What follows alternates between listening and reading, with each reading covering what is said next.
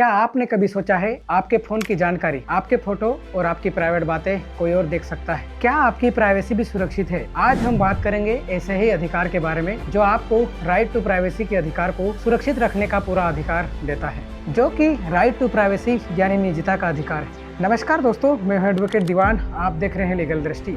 आज हम बात करेंगे राइट टू प्राइवेसी यानी कि निजता के अधिकार की। क्या आपको पता है कि आपकी पर्सनल जानकारी और व्यक्तिगत जीवन की सुरक्षा करना भारतीय संविधान और कानून का हिस्सा है। आज का विषय हर व्यक्ति के जीवन से जुड़ा है, इसलिए यह वीडियो को अंत तक जरूर देखिए। आप समझते हैं राइट टू प्राइवेसी का मतलब? निजता का अधिकार यानी कि राइट टू प्राइवेसी का मतलब है कि हर व्यक्ति को अपने व्यक्तिगत जीवन में हस्तक्षेप से बचने का अधिकार है। इसका मतलब है कि कोई भी व्यक्ति किसी तीसरे व्यक्ति को उसके निजी जीवन में किसी भी तरह की कोई भी व्यवधान या बाधा या किसी भी तरह की रुकावट नहीं डाल सकता। यह अधिकार हमें यह तय करने का अधिकार देता है कि हमारी जानकारी कौन देख सकता है, किसे हमारे व्यक्तिगत जीवन में प्रवेश करने की अनुमति है और हमारी निजी जानकारियां सुरक्षित रहे। ये तीन बातें यह अधिकार सुनिश्चित करता है। इसको आसान उदाहरण से समझते हैं। पहला है, व्यक्तिगत जीवन में कोई व्यक्ति आपकी अनुमति के बिना आपके घर में नहीं घुस सकता। दूसरा, डिजिटल प्राइवेसी में आपके मोबाइल में आपकी तस्वीरें, आपके फोटो या आपकी प्राइवेट बातें को आपकी अनुमति के बिना शेयर या देख नहीं सकता। यह अधिकार हमारे आजादी और गरिमा की सुरक्षा करता है। इसको लेकर भारतीय संविधान में क्या प्रावधान है, समझते हैं राइट टू प्राइवेसी को।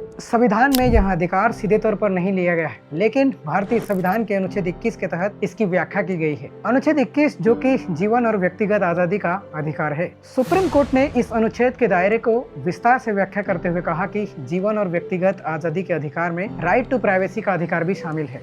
इस मुद्दे पर अब तक के सुप्रीम कोर्ट के ऐतिहासिक फैसले की बात की जाए तो केस पुट्टास्वामी बनाम भारत संघ 2017 यह सबसे चर्चित केस है। यह केस आधार कार्ड और व्यक्तिगत डेटा की सुरक्षा से जुड़ा मामला है। इस केस में सुप्रीम कोर्ट की 9 जजेस की बेंच ने कहा कि राइट टू प्राइवेसी मौलिक अधिकार का हिस्सा है। इस केस ने यह सुनिश्चित किया कि हर व्यक्ति को अपनी निजी जानकारी को सुरक्षित और नियंत्रित करने का पूरा अधिकार है। इससे पहले सुप्रीम कोर्ट का राइट टू प्राइवेसी को लेकर कोई भी स्पष्ट रूप नहीं था, लेकिन पुट्टास्वामी के केस के आने के बाद में अब न्यायालय ने स्पष्ट कर दिया कि राइट टू प्राइवेसी एक फंडामेंटल अधिकार है।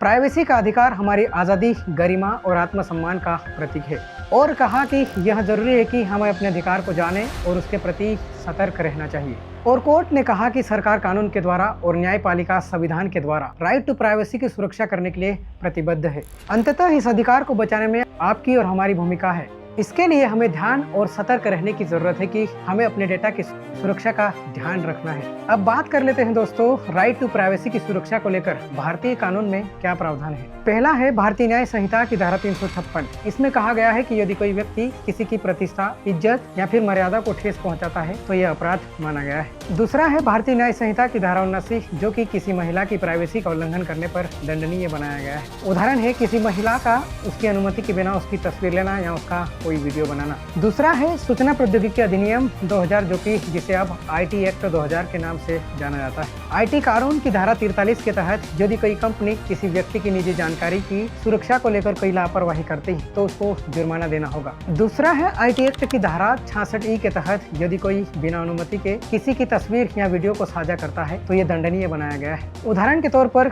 सोशल मीडिया पर किसी व्यक्ति की उसकी अनुमति के बिना तस्वीर को साझा करना या फिर पोस्ट करना। और तीसरा कानून है डिजिटल डेटा प्रोटेक्शन बिल 2023 जो कि फरवरी 2024 से लागू होने वाला है। यह कानून डेटा की सुरक्षा को लेकर अब तक का सबसे बड़ा कदम है। इस कानून में खास प्रावधान है कि व्यक्ति की सहमति के बिना यदि कोई कंपनी या कोई भी संस्था यदि उनके डेटा या किसी भी तरह की उनकी पर्सनल जानकारी का उपयोग करते हैं तो ये दंडनीय बनाएगा।